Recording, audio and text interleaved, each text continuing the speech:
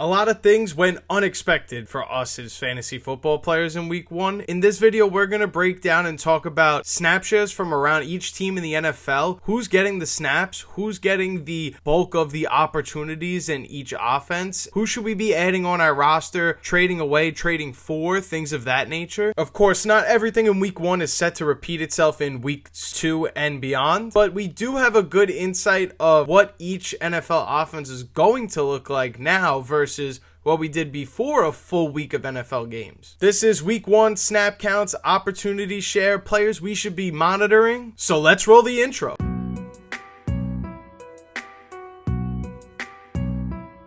Let's start with the Seattle Seahawks, and what I thought was telling from this week 1 matchup against the 49ers was that Zach Charbonnet played on 58% of the running back snaps. Zach Charbonnet played on 58% of the offensive snaps, and Ken Walker only played 40% of snaps. Maybe they're being very cautious of Ken Walker. They don't want him to have an early season injury or any injury for that matter. Zach Charbonnet may just be more than someone we drafted as a handcuff or someone we drafted as the best handcuff. He may have his own complimentary role now, and that's something we should be monitoring in the next few weeks. Something else that surprised me in the Seattle Seahawks game was the fact that Cooper Kupp played 88% of snaps to Jackson Smith-Njigba's 77% of snaps. Now, I don't think this is going to continue. I don't think we need to start Cooper Kupp every week because of this. A little odd that JSN isn't running the most routes on the team. I understand that JSN is more of a slot guy, but you're telling me that Cooper Kupp is not a slot guy? Zach Charbonnet for the Seahawks got the red zone carries and usage early, which is something I was very impressed with. But as the game went on and went along, Ken Walker did regain some of those carries and opportunities, so this isn't a completely throwing Ken Walker to the wayside just yet. I wanted to go in depth and talk about the Jacksonville Jaguars running back room, as we saw Travis Etienne see 61% of the snaps,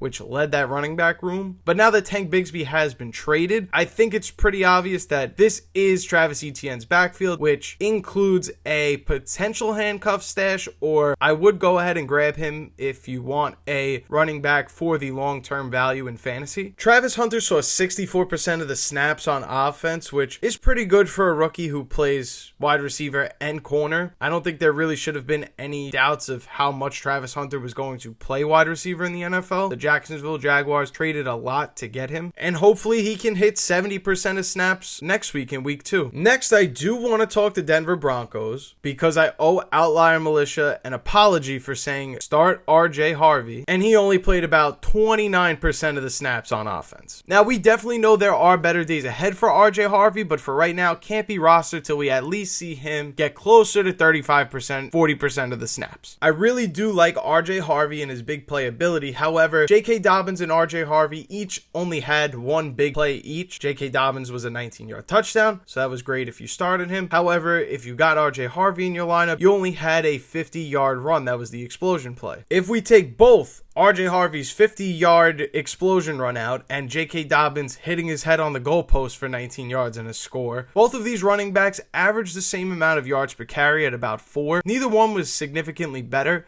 It was a bad day for the offense as a whole, and we could project better days for RJ Harvey in the future, but I don't want to start him till we see him play more snaps. Keeping it here one more second for the Denver Broncos because I like the matchup this week against the Indianapolis Colts. Late season explosion out of Troy Franklin, wide receiver of the Denver Broncos, was very solid in his first game this year. He played more snaps than Marvin Mims and was more productive, and I think we're going to see and continue to see a Troy Franklin projection upwards and a Marvin Mims Jr. and other players that aren't Cortland Sutton are going to decrease in this offense. Now that we have Evan Ingram out, there's a huge divide between the target share of this offense. You have the extreme, which is Cortland Sutton, and everybody else on the other side. The happy medium may just end up being Troy Franklin as the second option, but we'll just have to wait and see. Moving forward to the Pittsburgh Steelers and their running back room, Kenneth Gainwell dominated the snap share in week 1.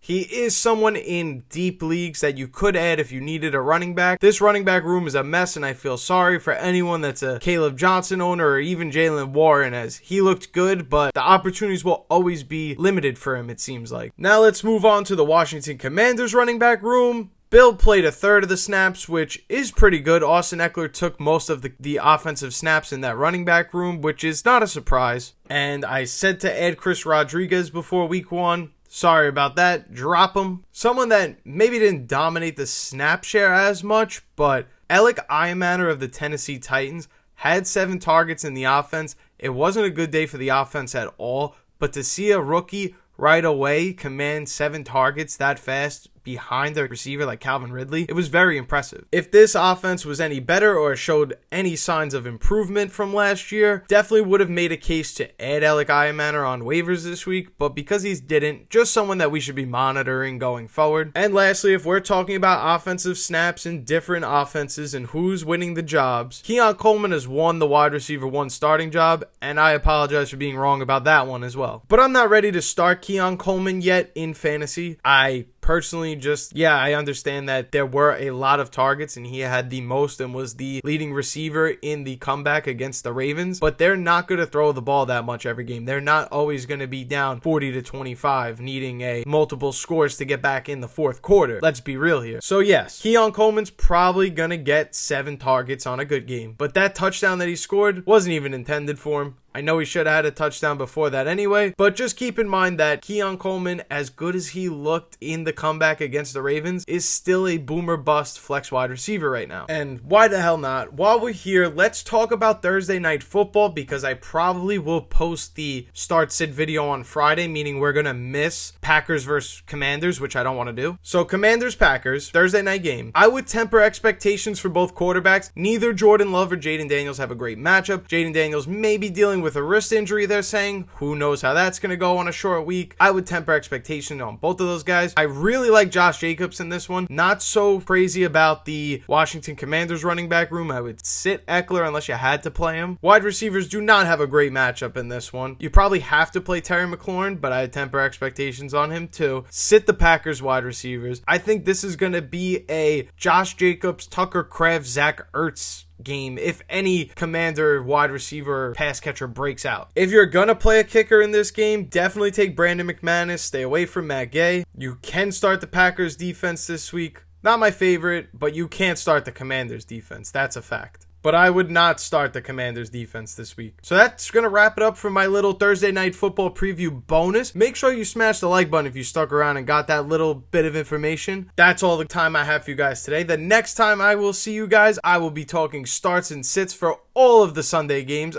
and Monday. I'm so excited for that. So let me go lock in real quick, because week 1 I was terrible and I need to be better. So on that note, thank you guys so much for watching. My name is Turtle. This is Outlier Fantasy, and I will see you in the next video. Wow, you stuck to the end of this video? Thank you so much. If you're new here, make sure you check out one of these videos on the screen right now. And don't forget, before you leave, make sure you're subscribed so you don't miss any fantasy football videos on this channel. That's all I got for you guys. I'll see you in the next one.